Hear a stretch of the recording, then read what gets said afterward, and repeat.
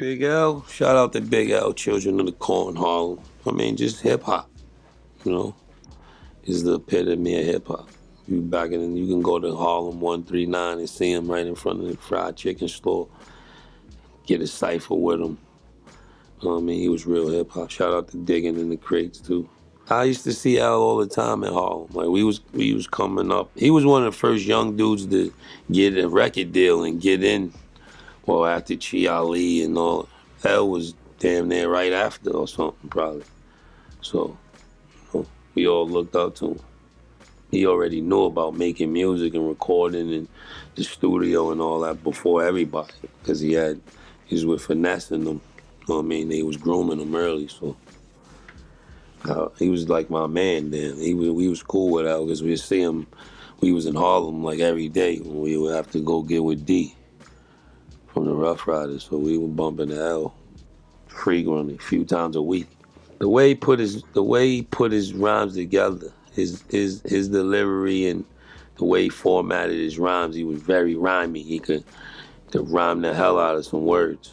You know what I mean? He had interesting songs. That Ebonics. And Big L, man, because Big L was, that's another nigga, man. Motherfuckers don't, what?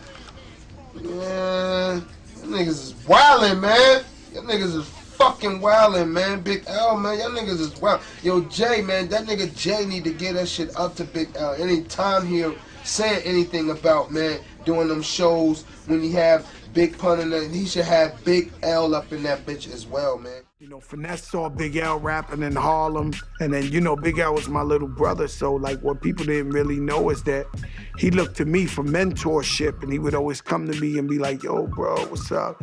And, I always tell a story that when we recorded the song The Enemy, Primo did the beat, we was in D&D, Big L was like, yo, man, you went gold. I'ma rip you down on this fucking song right here, man. I'm taking your 500,000 fans, nigga. I'ma kill you on this song. I'm like, yo, this nigga Al is fucking crazy, man. He was a big gambler. Big Al would gamble all the time, and, he would fight niggas, like big niggas. I'd be like, yo, Al, could we just go shoot the block up? He'd be like, nah, I grew up with these niggas. Just come stand by me, I'ma fight. Every time I went to Harlem to see Big L that he was gonna fight, Vito, he would fight a nigga your size, like the biggest nigga in the world. He's like this. Fuck that. I'm like, oh my God. Like, yo, L, could we jump this nigga, man? Could we fucking hit him with a bat? Nah, no. He was a fair and square dude. Big Al was a fair and square dude. He'll fight the biggest nigga in the world, man. It's crazy. Yeah, sometimes you gotta fart. Sometimes you gotta fart great. Sometimes you gotta fart late. You know what I'm saying? It happens, man. It happens, man. Oh, let me finish the rest. D, you gotta talk a little bit about Big L and the legacy of Big L and working with Big L. Yes. I feel like we don't talk enough about Big L. Mm-hmm. I mean, Big L, definitely was on his way to being one of the greatest. I think, yeah, man. People already look at him that way, and he's been dead all these years. You know what I mean? Especially that one freestyle session he had with Jay-Z on the Stretch Armstrong show. Mm-hmm. Stretch and Barbito, yeah. He kind of handled Jay-Z up there. Wow, okay, I mean? And then he was supposed to be signed to Rockefeller. Yeah, you know what I mean? So, what can you say?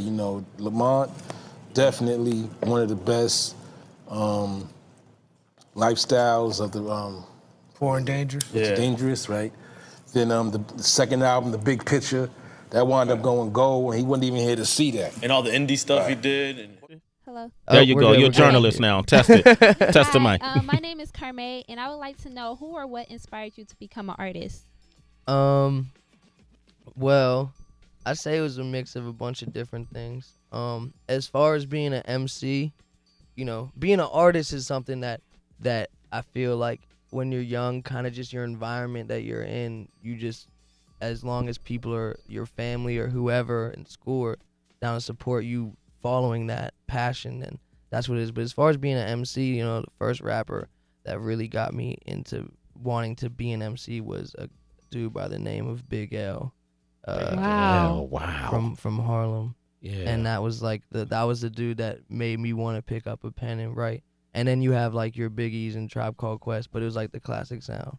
But as far as being an artist in any fashion, that's just people around you in your environment and whatever you want to use to have a creative outlet for sure. You know who Tribe Called Quest is?